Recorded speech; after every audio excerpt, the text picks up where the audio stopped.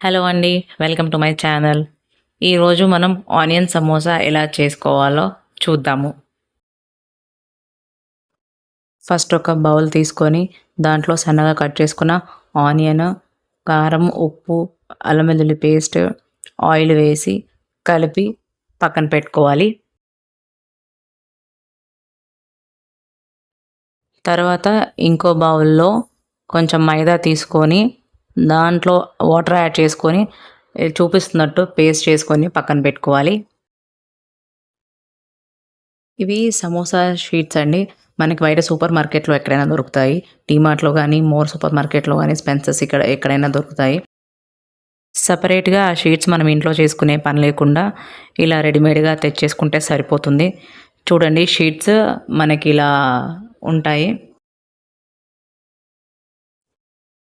చూడండి చూపిస్తున్నట్టు ఆ షీట్స్‌ని సెపరేట్ చేసుకొని అలా ఫోల్డ్ చేసుకోవాలి. చేసుకున్న తర్వాత మనం పక్కన పెట్టుకున్న స్టఫ్‌ని దాంట్లో లోడ్ చేసుకొని మైదా కలిపి పెట్టుకున్నాం కదా!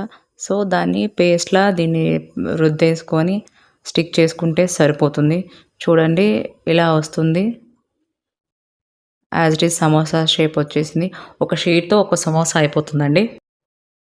ఇలా సమోసాలన్నీ రెడీ చేసుకొని పక్కన పెట్టుకొని హీట్ ఎక్కిన ఆయిల్‌లో ఒక్కో సమోసా వేస్తూ వేయించుకోవాలి. ఇవి కొంచెం మీడియం ఫ్లేమ్‌లో పెట్టి వేయించుకోవాలి. లేకుంటే బయట రెడ్డిష్‌లో ఉంటాయి. లోపల సరిగ్గా ఉడకదు. చూడండి ఇప్పుడు ఇవి ఆయిల్‌లో మంచిగా డీప్ ఫ్రై అయిపోయినాయి. ఫైనల్లీ ఇవి ఇలా ఫ్రై అయిపోయిన తర్వాత సాస్‌తో సర్వ్ చేసుకుంటే చాలా బావుంటుంది. చాలా క్రిస్పీగా వచ్చాయి.